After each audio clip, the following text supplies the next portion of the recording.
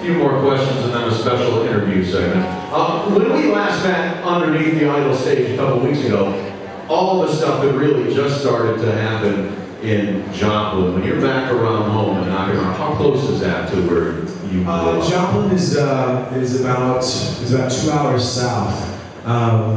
But I didn't find this out until like a couple weeks later. When I was living in Warrensburg and Blue Springs, my band that I was in Kansas City, we used to drive down to Tulsa and trade shows with Neil's band WK. And we used to stop at this place on Rangeline Road, this place called Olive Garden. And we would go in and we'd say, hey, you know, what's the wait? And if they said there was a wait, we'd be like, hey, can we get a buzzer? And then let's sit on the road, we get some breadsticks just to tide us over. Sure.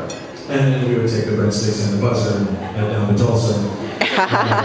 We collected about 20 of those buzzers. I tell that story, you know, then I just found out after the tornadoes in Joplin that whole area just got wiped out, and that city is it's hurt a lot. So I know we've kind of been in talks about trying to help out, but I mean that, you know, one of the great things about back home, and I mean back home is the state is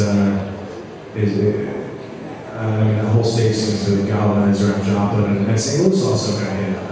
You know, Labor Airport got hit, and so the whole state seems to be rallying around themselves, which is really cool to see.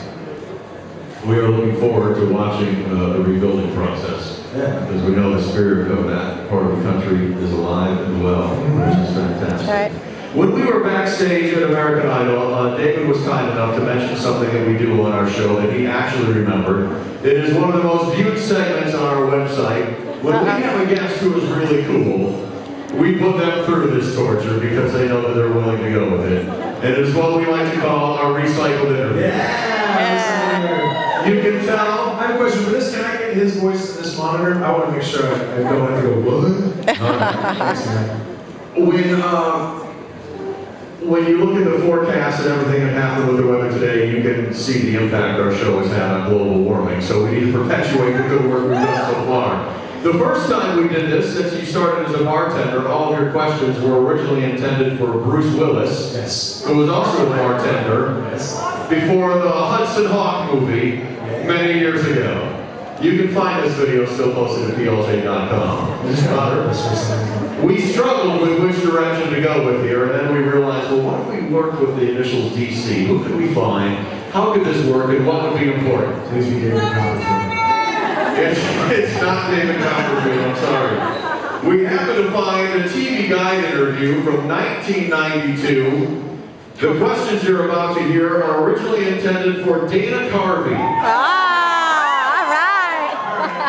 To take you back, in 1992, David Letterman had just left one network to go to another, and it was huge news that Dana Carvey was leaving SNL to also enter the late-night television world. That did not work so well. But to be fair, I actually have that entire series on iTunes. Nice. These are some of the questions that appeared for Dana Carvey and TV Guide. This is our recycled interview for David Cook. It starts with a very generic question. Number one, if you had to step away from the spotlight for good right now, what would you do with yourself to make money? I would keep writing songs like Choppin' Broccoli.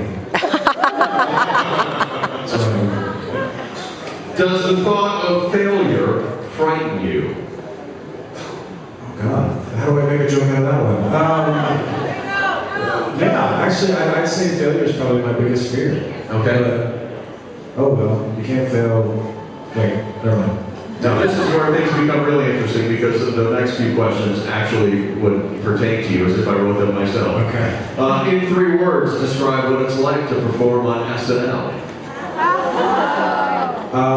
Scary, fun, vomit. Inspired by the entire skit you saw with Dana for some time, did you really freak out when you met Steven Tyler?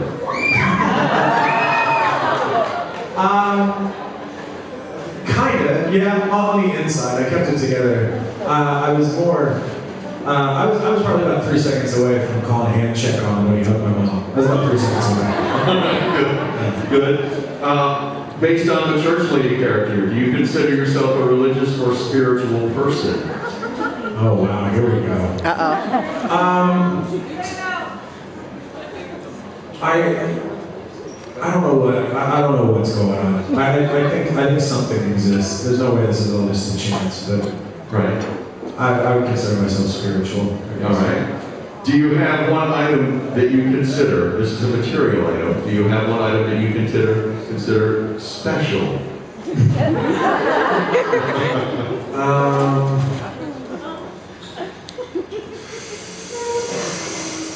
I'm gonna say.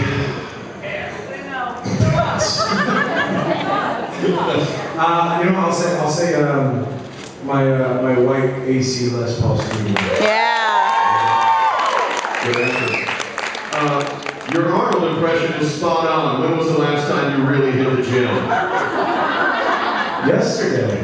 All right, good. What is your favorite Canadian city? God, you're gonna get me in so much trouble with this stuff.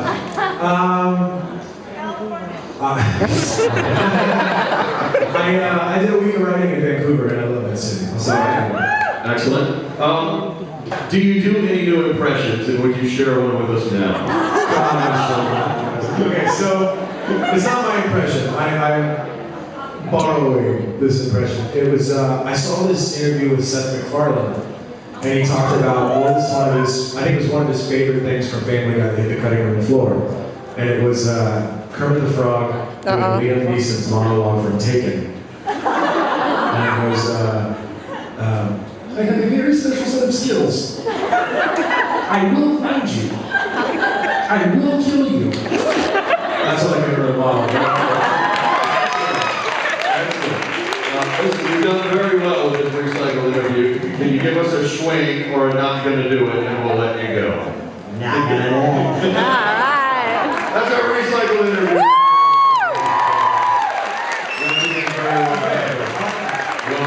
Thank you very much for being a willing participant. One more song.